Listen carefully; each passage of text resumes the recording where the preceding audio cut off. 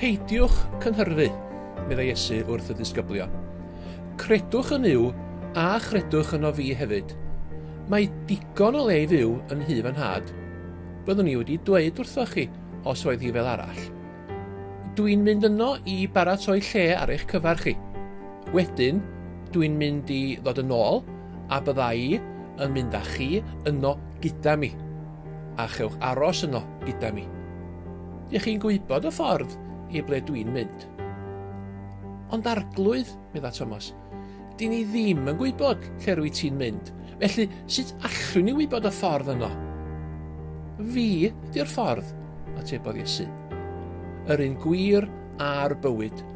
Does neb yn gallu dod i berthynas gyda Duw y Tad, ond trwy fi. Os ydych chi wedi dod i fadnabod i, byddwch yn nabod fy nhad hefyd. Yn wir, dych chi yn ei nabod o bellach ac wedi ei weld.